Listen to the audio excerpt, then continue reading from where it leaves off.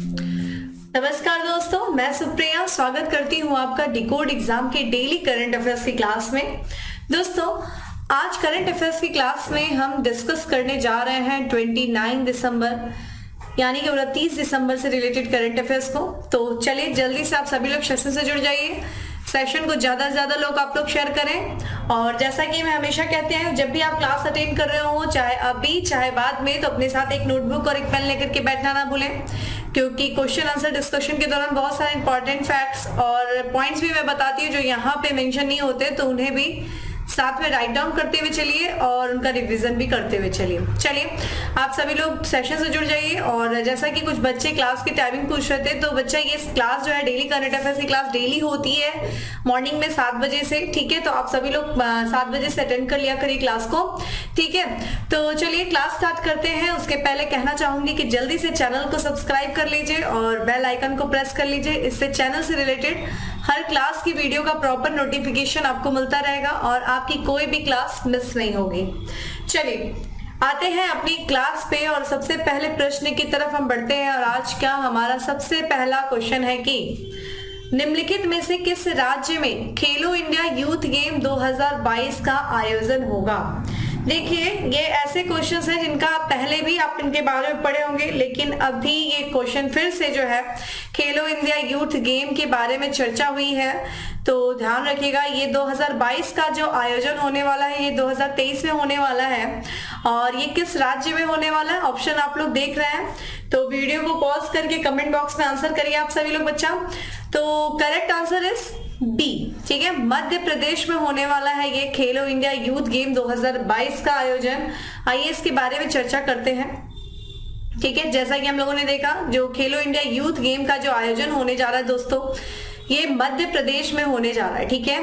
और ये मध्य प्रदेश में जो 2022 का आयोजन होगा, ये 5वां संस्करण होगा, ठीक है, 5वां आयोजन है। और ये 31 जनवरी से शुरू होगा, ठीक है, 2023 में, और लगभग 10 फरवरी तक खेलो इंडिया यूथ गेम चलेगा, ठीक है।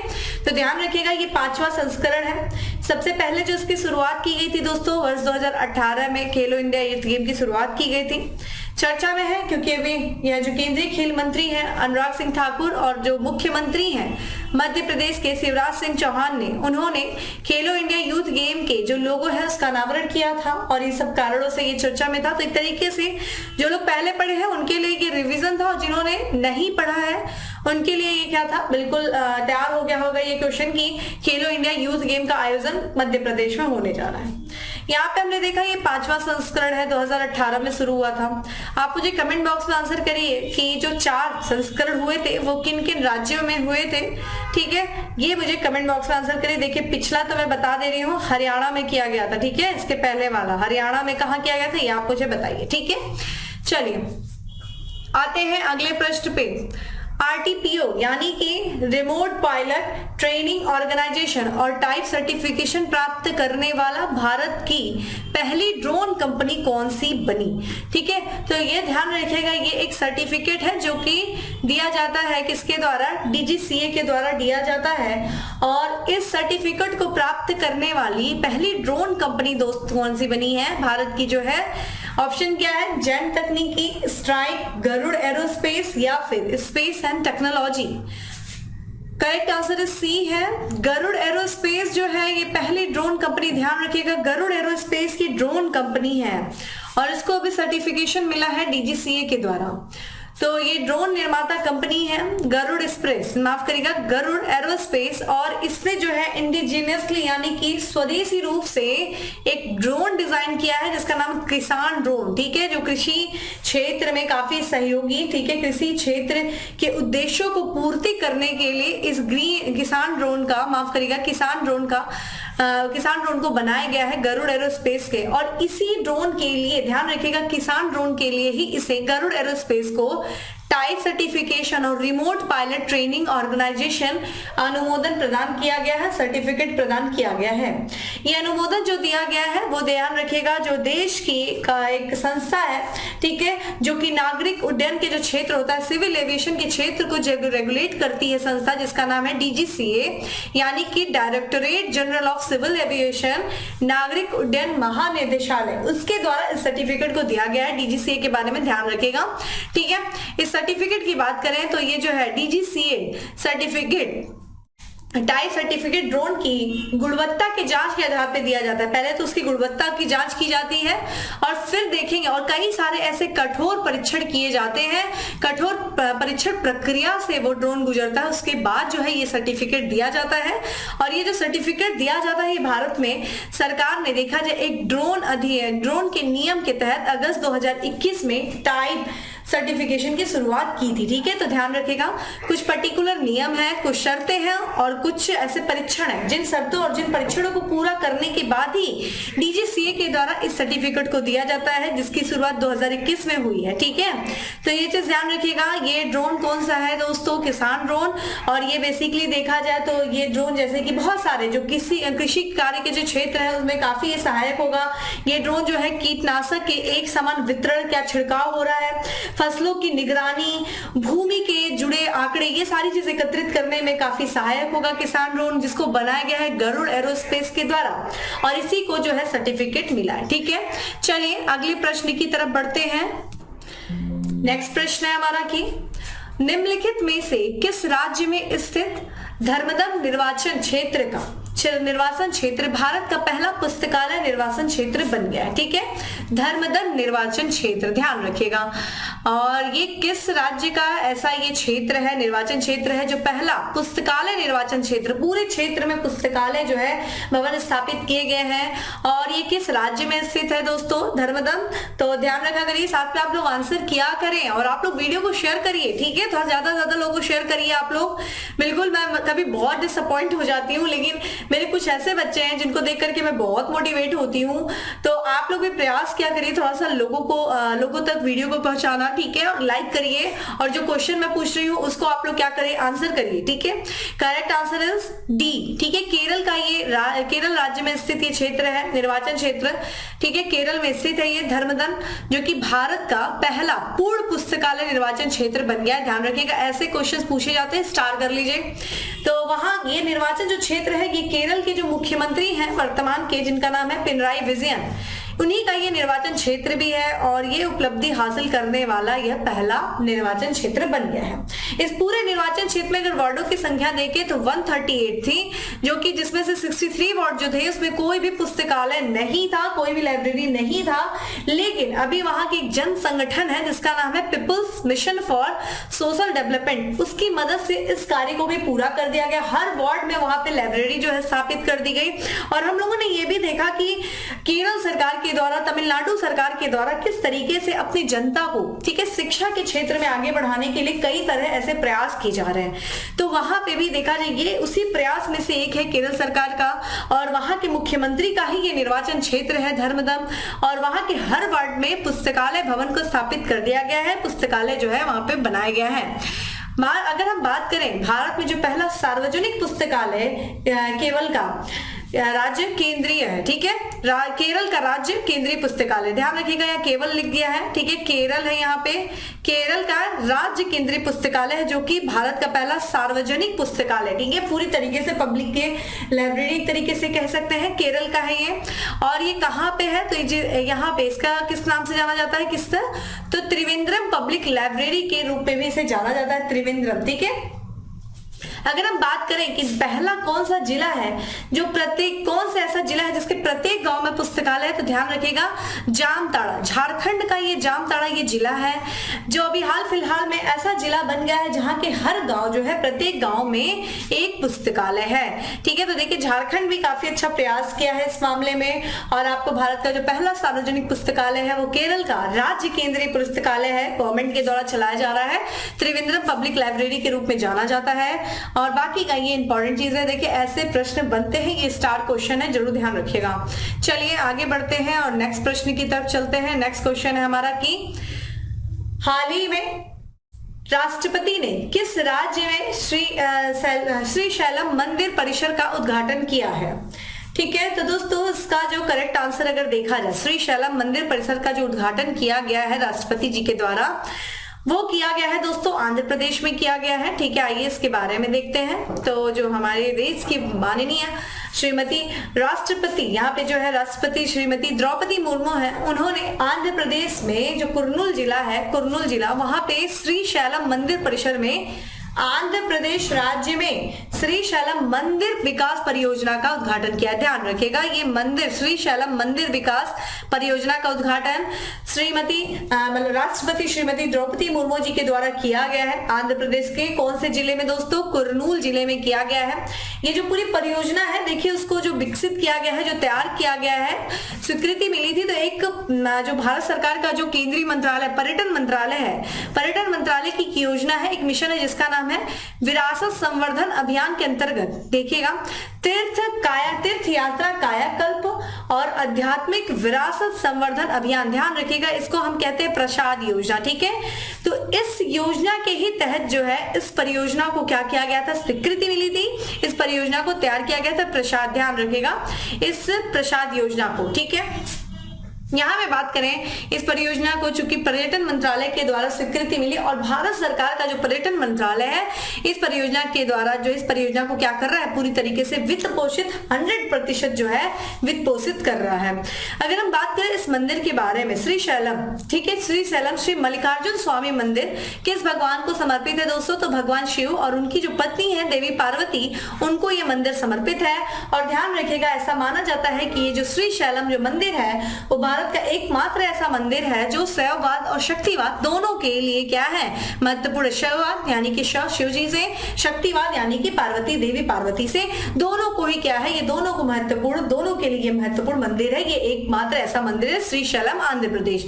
इस मंदिर के बारे में बात किया जाए दोस्तों तो ये मंदिर जो है भगवान शिव के जो 12 ज्योतिर्लिंग है उनमें से एक और देवी पार्वती के जो 18 महाशक्ति पीठ है उनमें से ये एक माना जाता है। ठीक है, कई बार क्वेश्चन आर्ट एंड कल्चर से, जैसे जो बच्चे सिविल की प्रिपरेशन करते हैं, स्टेट पीसीएस की प्रिपरेशन करते हैं, उन्हें ये पता होना चाहिए कि भगवान शिव के जो 12 ज्योतिर्लिंग हैं वो कहाँ हैं। आर्ट एंड कल्चर से रिलेटेड ऐसे क्वेश्चंस आते हैं, तो आप लोग थोड़ा सा टाइम निकाल के देख लीजिएगा कहाँ पे हैं। बाकी अगर हम बात करें आपसे इस प्रसाद योजना के बारे में, तो आप मुझे बताइए प्रसाद योजना किस वर्ष शुरू की गई थी? मंत्रालय तो हमने आपको बता दिया, पर्यटन मंत्रालय। ठीक है, ध्यान रखिएगा, काफी बच्चे कंफ्यूज हो जाते हैं, संस्कृत मंत्रालय की तो योजना नहीं है, तो ये पर्यटन मंत्रालय की योजना है। ठीक है, चलिए आते हैं, हम बात करते हैं आंध्र प्रदेश के बारे में। और आपके सामने इंडिया का मैप खुला है, अगर थोड़ा सा नहीं दिख रहा होगा आंध्र प्रदेश आपको, क्योंकि मैं खड़ी हो जाती हूँ एकदम आप लोगों के सामने और आपका मैप पीछे छुप जाता है ना। तो कोशिश क्या करिए, एटलस, क्यों मैंने बोला है कि आप लोग एटलस ले लीजिए। एटलस जो लोगों ने किया कि जब भी मैं एटलस से रिलेटेड आपसे क्वेश्चन पूछती हूँ आप लोग मुझे आंसर नहीं करते हैं, तो ये जिस तरीके की चीजें आप लोग की लापरवाही जो है, ये लापरवाही यहाँ पे तो ठीक है, लेकिन इसका आपको हानि जो है ना वो आपको एग्जाम में मिलने वाली है। तो आप प्लीज एटलस ले लीजिए, रिक्वेस्ट कर रही हूँ। देखिए एग्जाम आपको पास करना, रिक्वेस्ट मैं आपसे कर रही हूँ, लेकिन फिर भी ले लीजिए। अगर हम बात करते हैं आंध्र प्रदेश की, तो आंध्र प्रदेश जाएंगे साउथ इंडिया के, जब ईस्ट की कोस्ट की तरफ बढ़ेंगे तो आपको आंध्र प्रदेश दिखाई देगा। देखिए ये है आंध्र प्रदेश, जिसकी सीमा देख लीजिए, उसकी एक सामुद्रिक सीमा है बे ऑफ बंगाल से लगी हुई, और ये देखिए सीमा जो साझा कर रहा है वो कर रहा है उड़ीसा से, छत्तीसगढ़ से, तेलंगाना तो इससे अलग ही हुआ था 2 जून 2014 को। ठीक है, 2014 को तेलंगाना अलग ही हुआ था आंध्र प्रदेश से। ठीक है, फिर उसके बाद अगर हम आंध्र प्रदेश का देखें तो कर्नाटक से और फिर तमिलनाडु से ये अपनी सीमा को साझा करता है। ठीक है, ये चीज, और एक केंद्र शासित प्रदेश भी इसका है जहाँ पे पुदुचेरी का यमन जो क्षेत्र है, ठीक है, ध्यान रखिएगा, यनम है ना, यनम जो क्षेत्र है वो यहाँ पे स्थित है। यमन मैंने बोल दिया था, वो तो कंट्री है, यनम जो क्षेत्र है वो यहाँ पे स्थित है पुदुचेरी का। ठीक है, अगर हम बात करते हैं इसके कैपिटल की, तो दोस्तों ध्यान रखिएगा विशाखापट्टनम जो है वो इसका कैपिटल है। ठीक है, यहाँ की जो गवर्नर है वो है विश्व भूषण हरिश्चंद्र जी हैं। यहाँ के जो मुख्यमंत्री हैं वो है वाईएस जगनमोहन रेड्डी हैं। विधानमंडल की बात किया जाए दोस्तों तो यहाँ पे द्विसदनी व्यवस्था है, यहाँ पे विधान परिषद भी है, विधानसभा भी है। विधान परिषद की सीटों की बात करें दोस्तों तो 58 सीटें हैं, विधानसभा की बात करें तो 176 सीटें हैं। देखिए जो लोग प्रिपरेशन करते हैं एसएससी वगैरह की, ठीक है, उसमें ये विधानसभा की सीटों से रिलेटेड क्वेश्चन पूछे गए हैं। ठीक है, कई बार क्रम पूछा गया है कि किसकी विधानसभा में कितनी सीटें हैं, मैच द फॉलोइंग करके यूपी पीसीएस हो गया, आरओ यारो के एग्जाम हो गए, वहां पे ये क्वेश्चन पूछे जाते हैं। तो देखिए ये ऐसा है कि अब आप अगर याद कर सकते हो तो ठीक है, जिन राज्यों में जो है द्विसदनी व्यवस्था है वहां पे देख लीजिए। बेसिकली देखा जाए कुछ जो राज्य लगातार चर्चा में बने रहते हैं उनको आप देख लीजिए कि क्या है वहां की विधानसभा की सीटें। लोकसभा की यहाँ पे अगर हम बात करें संसदीय क्षेत्र की, तो राज्यसभा में आंध्र प्रदेश की 11 सीटें हैं, लोकसभा में इसकी 25 सीटें हैं। ठीक है, कुछ और भी चर्चा कर लेते हैं आंध्र प्रदेश से रिलेटेड, क्योंकि अभी हाल फिलहाल में ये कुछ न्यूज में रहा है। देखिए अभी रिवीजन भी हो जाता है, जब भी स्टेट वाइज कुछ ऐसी चीजें रहती है तो मैं कोशिश करती हूँ कि उनको भी इंक्लूड करूं यहाँ पे, जिससे कि आपका रिवीजन हो जाए। तो यहाँ पे देखिए आंध्र प्रदेश से रिलेटेड कुछ करंट अफेयर्स थे बीते दिनों के। तो यहाँ पे अक्टूबर 2022 की बात है, तो भारतीय नौसेना और सिंगापुर नौसेना के बीच में एक नौसैनिक अभ्यास हुआ है सिम्बैक्स। कहाँ पे आयोजित किया गया दोस्तों? तो आंध्र प्रदेश के विशाखापट्टनम में किया गया था। तो हमें एक चीज तो पता चल रही है कि सिम्बैक्स जो है वो किसके किसके बीच, सिंगापुर और भारतीय नौसेना के बीच में ये नौसैनिक अभ्यास है, जिसका अभी आयोजन अक्टूबर में किया गया है, 2022 में विशाखापट्टनम में किया गया है। और यहाँ पे देखिए दूसरा अभ्यास है जिसका नाम है, ध्यान रखिएगा, टाइगर ट्रम्प, जो कि भारत और अमेरिका की सेनाओं के बीच में हुआ था। ये 3 दिवसीय संयुक्त मानवीय सहायता अभ्यास है। ध्यान रखिएगा ये मानवीय सहायता अभ्यास है टाइगर ट्रम्प, और ये इस साल जो था ये दूसरा अभ्यास था। ठीक है, इसका भी आयोजन विशाखापट्टनम में ही हुआ था। इसका जो पहला आयोजन दोस्तों किया गया था 2019 में किया गया था, विशाखापट्टनम में ही पहला वाला भी किया गया था, दूसरे का भी आयोजन विशाखापट्टनम में ही किया गया है। ठीक है, तो ये चीज ध्यान रखिएगा, टाइगर ट्रम्प। वही बात करें कि भारत के पहले लिथियम सेल निर्माण संयंत्र का शुभारंभ किया गया है तिरुपति में, आंध्र प्रदेश के तिरुपति में इसका शुभारंभ किया गया था। तो ये था कुछ important current affairs Andhra Pradesh से रिलेटेड। ना सिर्फ आंध्र प्रदेश बल्कि इसी तरह के प्रश्न आपके एग्जाम में आते हैं। ठीक है, चलिए आते हैं अगले प्रश्न पे। नेक्स्ट क्वेश्चन है हमारा कि गृह मंत्रालय में ध्यान रखिएगा, यहाँ में लिख गया है, यहाँ पे नहीं होना चाहिए था। गृह मंत्रालय ने किस राज्य में 2 स्थानों के नाम परिवर्तन को मंजूरी दिया है? तो ये राज्य है, काफी इंपॉर्टेंट ये क्वेश्चन है दोस्तों, क्योंकि इसका जो आंसर है वो है उत्तर प्रदेश। तो ये स्टार क्वेश्चन हो जाता है, उत्तर प्रदेश स्पेशल।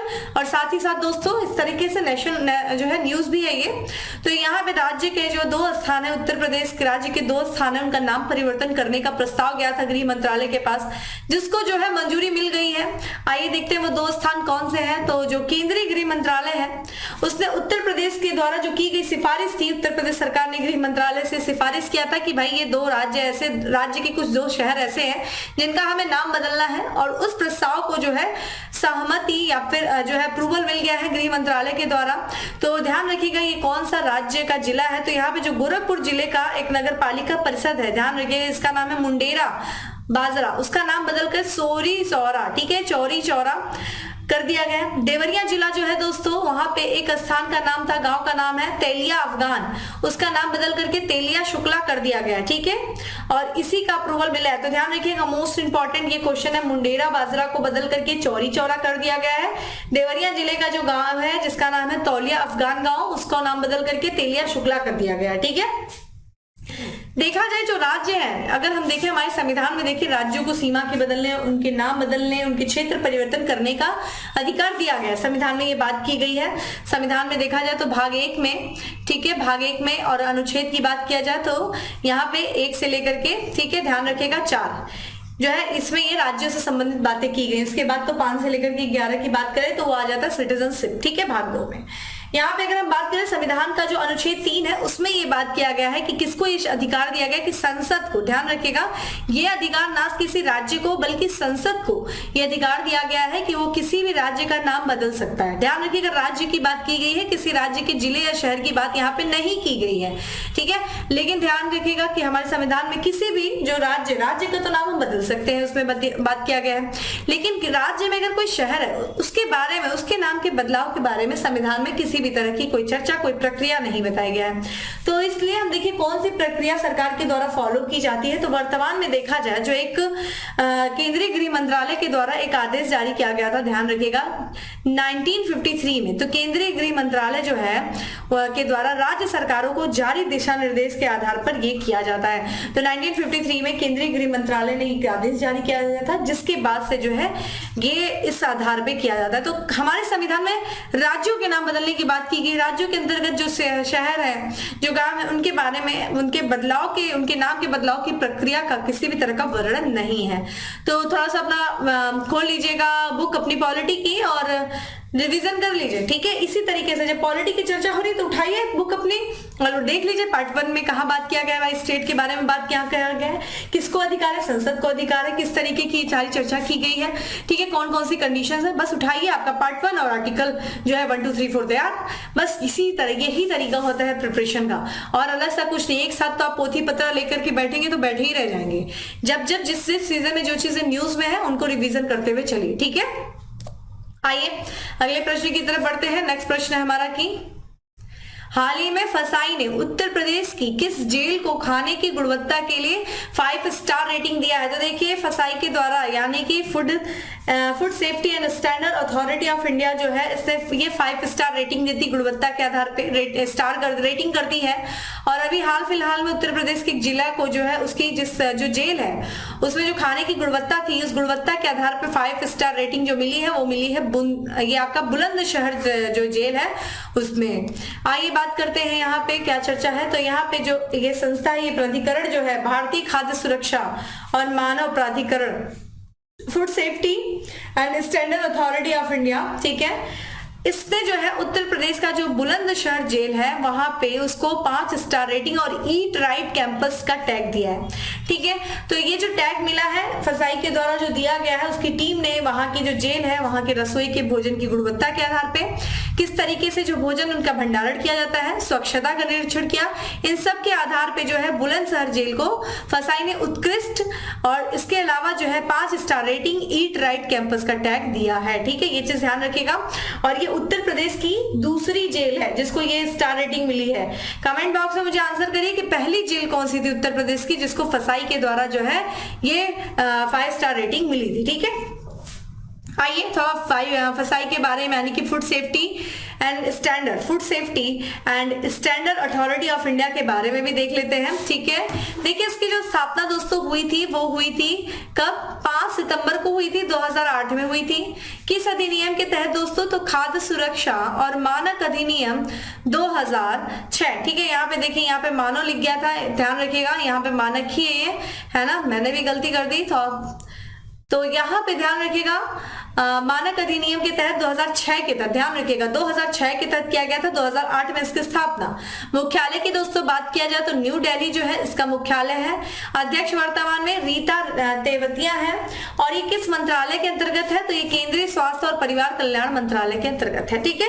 तो ये चीज ध्यान रखिएगा। देखिए जब भी कोई संगठन बॉडीज के बारे में हम लोग पढ़ते हैं, किसी अथॉरिटी के बारे में पढ़ते हैं, तो उसके बारे में किसकी स्थापना कब हुई, मुख्यालय, उसके प्रमुख, ये थोड़ा देख लिया करिए, ठीक है। चलिए भाई अगले प्रश्न की तरफ बढ़ते हैं। नेक्स्ट क्वेश्चन है हमारा कि हाल ही में घोषित टेस्ट एटलस अवार्ड के अनुसार, ठीक है, 2022 के लिए दुनिया के सर्वश्रेष्ठ व्यंजनों की सूची में भारत का स्थान क्या है। देखिए भारतीय लोगों को ना अच्छे खाना खाने का बड़ा शौक होता है। देखिए फूड ब्लॉगिंग वगैरह कितनी ज्यादा चलती है ना, और टेस्ट के मामले में मतलब थोड़ा भी समझौता नहीं, खाना खराब तो होना ही नहीं चाहिए, है ना। खूब मिर्ची, खूब तड़के लगा करके एकदम तीखा कुछ काम हो चाहे ना हो, लेकिन तड़के की दाल, मसाले वाली सब्जी बिल्कुल होना चाहिए, ठीक है। और इसी आधार पे एक जो है टेस्ट एटलस अवार्ड जारी किया गया और उसमें देखा जाए जो भोजन है, जो दुनिया के जो सर्वश्रेष्ठ भोजन है, उसमें सूची में भारत का जो स्थान रहा है वो रहा है 5वां, ठीक है, 5वें स्थान पे रहा है। आइए बात करते हैं। तो देखिए अभी हाल फिलहाल में जो है घोषित किया गया है टेस्ट एटलस अवार्ड, ठीक है, उसमें भारत जो है 2022 के लिए दुनिया के सर्वश्रेष्ठ सूची में अगर देखा जाए, सर्वश्रेष्ठ व्यंजनों की सूची में 5वें स्थान पे रहा है, ठीक है। तो यहाँ का जो व्यंजन है दुनिया में 5वें स्थान पे भारत का व्यंजन का स्थान आता है स्वाद के मामले में, ठीक है। जबकि अगर पहले स्थान पे देखा जाए तो इटली है ना, और अगर उसके बाद देखा जाए फिर ग्रीस, स्पेन और फिर क्या हो गया दोस्तों, जापान।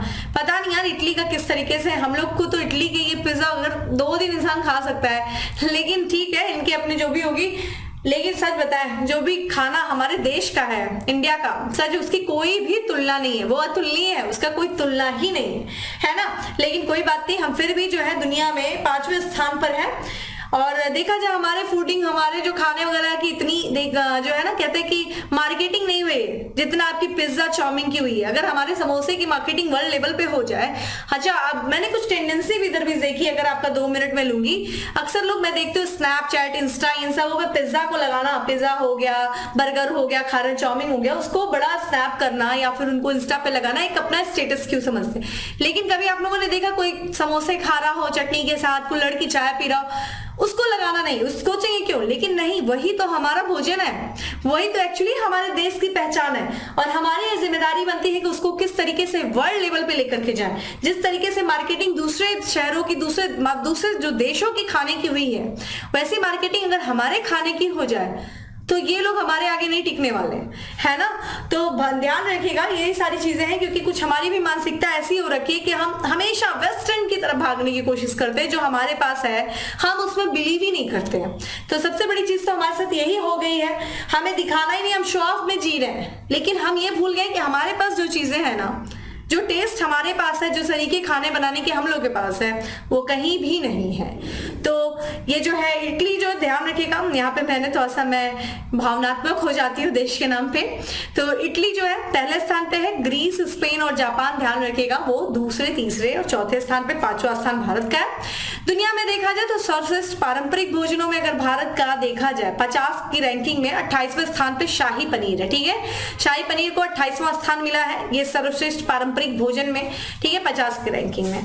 आते हैं अगले प्रश्न की तरफ और नेक्स्ट क्वेश्चन है हमारा कि निम्न में से किस तारीख को महामारी तैयारी दिवस मनाया गया है?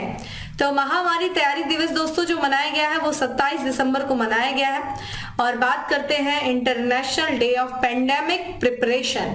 ठीक है, अंतरराष्ट्रीय महामारी तैयारी दिवस जो कि 27 दिसंबर को मनाया जाता है। इस साल 27 दिसंबर को मनाया गया, 2022 में भी। उद्देश्य क्या है भाई इस दिवस को मनाने का? देखिए, दिवस को मनाने का उद्देश्य है लोगों को जागरूक करना उस चीज के प्रति जिस चीज का दिवस मनाया जा रहा है। चूंकि हम बात करें अंतरराष्ट्रीय महामारी तैयारी दिवस की, तो इसी से संबंधित होगा ये दिवस कि जो महामारी आई थी, जो पेंडेमिक आई थी, उसके बारे में लोगों को जागरूक करना, उसके प्रति जागरूकता पैदा करना। जो सूचनाएं हैं किसी भी डिजीज से रिलेटेड, कोई बीमारी से रिलेटेड जो सूचनाएं हैं, उनका समय पर क्या करना, आदान प्रदान करना सुविधाजनक। और वो जो कुछ भी जो इंफॉर्मेशन का ट्रांसफर हो रहा है उसको क्या करना, सुविधाजनक बनाना, ताकि लोग इजिली एक दूसरे से कनेक्ट हो सकें और ये जो पेंडेमिक है ऐसी स्थिति को आने से रोक सकें। साथ ही साथ वैज्ञानिक ज्ञान का प्रसार करना और अंतरराष्ट्रीय स्तर पर सर्वोत्तम प्रथाओं का आदान प्रदान सुनिश्चित करना। ठीक है, ये उद्देश्य है। और इन सब से क्या होगा कि भविष्य में पेंडेमिक जो कोविड-19 जैसी परिस्थितियों को रोकने में मदद मिलेगी।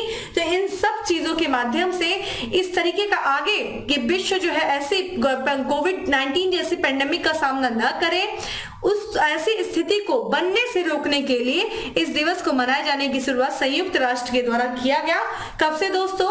2020 से। तो 27 दिसंबर 2020 को जो है महामारी की तैयारी का पहला अंतरराष्ट्रीय दिवस मनाया गया था। ठीक है, इसकी कोई अभी थीम नहीं है, अभी दिवस ही ध्यान रखिएगा। और इस तरह के क्वेश्चंस पूछे जाते हैं। तो काफी पेंडेमिक भी चर्चा में अभी देखिए, हाल फिलहाल में भी फिर से चाइना की स्थिति काफी खराब हुई है। अब आगे देखते हैं क्या होता है, होप सो सब अच्छा होगा। ठीक है, चलिए भाई अगले प्रश्न की तरफ बढ़ते हैं। नेक्स्ट क्वेश्चन है हमारा कि निम्नलिखित में से किस राज्य में अटल बिहारी वाजपेयी का भव्य स्मारक बनाया जाएगा? तो दोस्तों देखिए, अटल बिहारी वाजपेयी जी का जो भव्य स्मारक बनाया जाएगा वो उन्हीं के जन्मभूमि यानी कि मध्य प्रदेश में बनाया जाएगा। मध्य प्रदेश में उनका जन्म ग्वालियर में हुआ था। और ग्वालियर में देखा जाए जो पूर्व प्रधानमंत्री थे, ठीक है, अटल बिहारी वाजपेयी जी, उनकी एक विशाल प्रतिमा और उनके भव्य स्मारक के हिस्से के रूप में एक अनुसंधान केंद्र स्थापित किया जाएगा। ध्यान रखिएगा, मध्य प्रदेश के ग्वालियर में। इसकी जो घोषणा किया गया है वो मुख्यमंत्री जो है मध्य प्रदेश के जो मुख्यमंत्री हैं शिवराज सिंह चौहान जी के द्वारा किया गया है। 25 दिसंबर को किया गया था 2022 को, क्योंकि उसी दिन उनके पुण्यतिथि के दिवस के अवसर पे हम क्या मनाते हैं, गुड गवर्नेंस डे, सुशासन दिवस मनाते हैं। और मध्य प्रदेश में देखा जाए तो इनका जो इस वर्ष जो है 25 दिसंबर में अटल बिहारी वाजपेयी जी का जो जन्म दिवस था, 98वां जयंती थी। और वहां पे जो है अवसर ग्वालियर गौरव दिवस दिवस मनाया जाता है और इसी अवसर पर यहाँ के मुख्यमंत्री शिवराज सिंह चौहान जी ने ये जो है घोषणा किया कि ग्वालियर में पूर्व प्रधानमंत्री अटल बिहारी वाजपेयी जी की एक विशाल प्रतिमा स्थापित किया जाएगा। ठीक है, एक भव्य स्मारक बनाया जाएगा। चलिए आते हैं आज के लास्ट क्वेश्चन की तरफ और हमारा लास्ट क्वेश्चन है कि हाल ही में किस देश में ब्रेन ईटिंग अमीबा से संक्रमण से मौत होने का पहला मामला सामने आया। देखिए ये अमीबा है एक कोशिकीय और ये क्या करता है, ब्रेन में प्रवेश करके ब्रेन को खाता है और इस संक्रमण का एक मामला आया, उसमें मौत भी हो गई है। ये हुआ है देखिए दक्षिण कोरिया में। ठीक है, साउथ कोरिया में ये हुआ है। तो साउथ कोरिया में ब्रेन ईटिंग अमीबा, जिसे किस नाम से जाना जाता है दोस्तों, नेग्लेरिया फाउलेरी। ठीक है, नेग्लेरिया फाउलेरी का संक्रमण है और संक्रमण से एक व्यक्ति था जो संक्रमित था, उसकी मौत हो गई, जिसके बाद से ये ब्रेन ईटिंग अमीबा जो है वो काफी चर्चा में आ गया है। Most important star question. ठीक है, इसके बात करें ये जो ब्रेन ईटिंग अमीबा है ये क्या करता है भाई, लोगों के मस्तिष्क को ही खत्म कर देता है। इसके लक्षण देख लीजिए क्या क्या है। पहली बात, अगर जो व्यक्ति ब्रेन ईटिंग अमीबा से प्रभावित होगा उसका सर दर्द, उसको बुखार आएगा, गर्दन में अकड़न होगी, भूख न लगेगी, उसे उल्टी आएगी, स्वाद का न आना, स्वाद और टेस्ट नहीं ले पाएगा। ठीक है, दौरे आने लगेगा, बेहोशी महसूस करने लगेगा वो व्यक्ति। ठीक है, और बात करें यहाँ पे धुंधलापन, उसे धुंधला नजर आने लगेगा सारी चीजें और यहाँ पे मत भ्रमित वाली स्थिति उत्पन्न हो जाएगी। तो ये उसके लक्षण है। अगर हम बात करें अमीबा जो है, ये अमीबा ब्रेन ईटिंग अमीबा नाक के माध्यम से क्या करता है, मानव के शरीर में प्रवेश करता है। ठीक है, और फिर उसके बाद ये मस्तिष्क में प्रवेश कर जाता है। इसका जो सबसे पहला मामला आया था दोस्तों वो आया था 1965 में, ऑस्ट्रेलिया में आया था। ठीक है, पहली बार इसे खोजा गया था और ये ज्यादातर देखा जाए जो गर्म फ्रेश वाटर बॉडीज होती है, जैसे कि गर्म झरने हो गए, नदियां हो गई, झीलें हो गई, वहां ये पाए जाते हैं और वहीं पे जो है स्विमिंग के दौरान जो है ये क्या होते हैं, बॉडी में प्रवेश कर जाते हैं और ये काफी खतरनाक है क्योंकि डायरेक्ट ब्रेन को क्या करते हैं, डैमेज करते हैं। ठीक है, तो ये था हमारा 10 MCQ। अब दोस्तों आते हैं हम फैक्ट्स ऑफ द डे की तरफ और आज का हमारा पहला फैक्ट्स है कि क्यूबा के सामाजिक कार्यकर्ता और मानवाधिकार कार्यकर्ता जिन्हें पहले के.आर. गौरी अम्मा नेशनल अवार्ड से सम्मानित किया गया, क्या नाम है, एल्डा गुइवारा। इंपॉर्टेंट है क्योंकि ये पहला अवार्ड था के.आर. गौरी अम्मा नेशनल अवार्ड, जो कि एल्डा गुइवारा को सम्मानित किया गया है। ये क्यूबा के सामाजिक कार्यकर्ता है। वहीं बात करें भोपाल जो है मध्य प्रदेश में आयोजित महिला राष्ट्रीय मुक्केबाजी चैंपियनशिप 2022 में स्वर्ण पदक किसने जीता है दोस्तों, तो लवलीना बोरगोहेन ने जीता है 75 किग्रा वर्ग वाले में फाइनल में और निकहत जरीन ने जीता है 50 किग्रा वर्ग में। ठीक है, तो ये दो नाम ध्यान रखिएगा और ये भी ध्यान रखिएगा कि राष्ट्रीय मुक्केबाजी चैंपियनशिप 2022 का जो आयोजन किया गया है वो मध्य प्रदेश के भोपाल में किया गया है। ठीक है, यहाँ पे अगली बात करें कि 1 जनवरी 2023 से मुख्य कार्यकारी अधिकारी और रेलवे बोर्ड के अध्यक्ष के रूप में किसे नियुक्त किया गया है, अनिल कुमार लाहौटी को नियुक्त किया गया है। देखिए यहाँ से अपॉइंटमेंट संबंधित प्रश्न बनते हैं।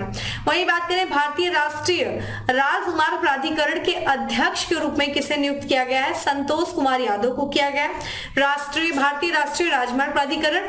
और लास्ट देखिए अभी हम लोगों ने food safety and standard authority of India के बारे में पढ़ा और गंजी कमला वी राव जो है ये मुख्य कार्यकारी अधिकारी जो है नियुक्त किया गया है इन्हें। ठीक है, तो दोस्तों ये था आज का हमारा 10 MCQ और साथ ही साथ हम लोगों ने देखा 5 facts of the day. Total 15 चीजें डिस्कस की, इसके साथ ही और भी बहुत सारी चीजें हम लोगों ने डिस्कस किया और क्वेश्चन आंसर सेशन के दौरान मैंने आपसे कुछ क्वेश्चंस पूछे हैं, उम्मीद है आप लोग आंसर करेंगे। ठीक है दोस्तों, बाकी डेली करंट अफेयर्स की PDF आपको टेलीग्राम ग्रुप पे मिल जाएगी जिसका लिंक आपको डिस्क्रिप्शन बॉक्स में दिया हुआ है, जाइए डाउनलोड करिए और रिवीजन करना शुरू कर दीजिए। ठीक है, फिर मिलते हैं दोस्तों नेक्स्ट सेशन में, तब तक के लिए bye, have a good day, stay safe and stay happy.